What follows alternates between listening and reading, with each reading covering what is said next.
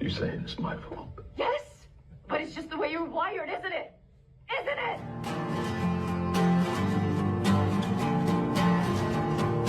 Bingo, bingo, baby, I love you, make that crazy. I want you, I want you. No one wants to believe they're the villain. Everyone has their motivations and their justifications for what they do, and it's hard to admit when you're wrong. To admit that means wasted time and opportunity. It means having to face the pain of doing something different.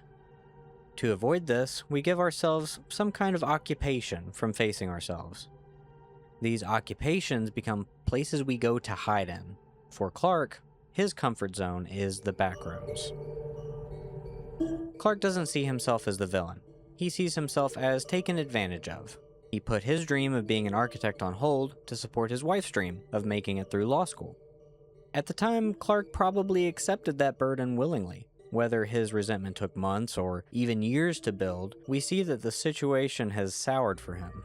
He begins drinking heavily, which causes an argument with his wife where she kicks him out, and he starts sleeping in his store. In Clark's mind, he was abandoned. He was struggling, and the one person he expected to support him gave up on him. He seeks therapy, but we see in the sessions that nothing is improving.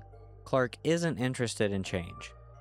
He uses his time to build stories of how his life and dreams have slipped away from him because of other people.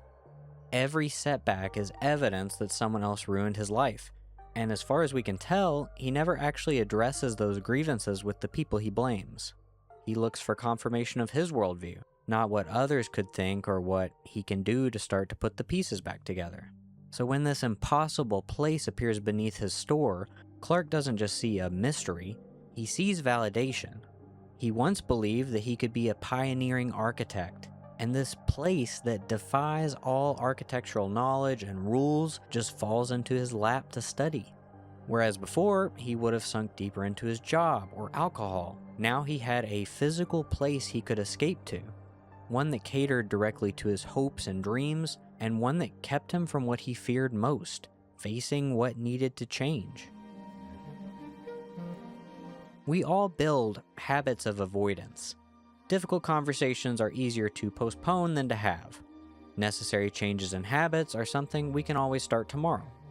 We find ways to occupy ourselves to keep from confronting what needs to change.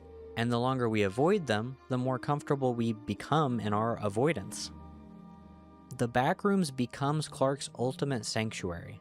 Unlike alcohol or work, this place is tailor-made for him.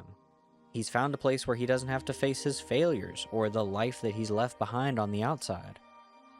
Of course, a man like that would dive as deep into it as he could. To that man, what is already an absolutely once-in-a-lifetime opportunity becomes divine intervention. Even the still life versions of real people from his life aren't ones he has to deal with. They aren't fully conscious copies of the people on the outside they're memories of. They can be and say whatever he wants them to. They're like the versions of people we create in our heads when we replay old arguments and imagine what we wish we'd said. Mary had a similar comfort zone, just one that was forced onto her by her mother. Her home had the same dingy, carpeted rooms with covered windows, isolated from the world outside, much like the Backrooms. But she escaped her backrooms in real life and went on to use her experiences to help others escape theirs. Mary escapes in the end of the movie because she had already learned how to leave her backrooms behind. But Clark never does.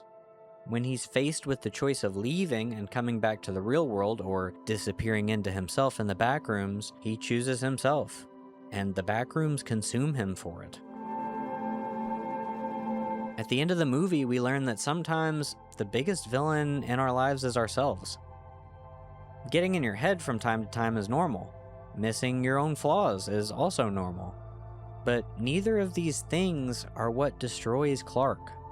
Clark retreats so deeply into his grievances and regrets that he becomes lost in them. The story he tells himself is more real to him than anything anyone else can say. By the time Mary reaches him, he's too deep to be pulled out.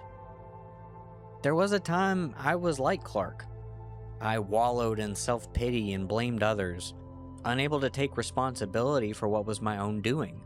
And I sure didn't listen to other people who tried to give me a new outlook on what happened. The thing is, taking responsibility doesn't mean that other people couldn't have done things better as well. It's simply accepting your part in whatever happened and trying to make the changes so that it doesn't happen again or can be fixed. By avoiding that self-reflection and the ultimate self-realization that comes from it, we put ourselves in these loops and never progress. We risk stagnation. We don't develop further as people, our relationships get stuck or even regress. Eventually, the thing trapping us isn't the people or things we feel victimized by. It's ourselves, unable to accept that we could be doing better. You don't have to worry. She says we don't need to change.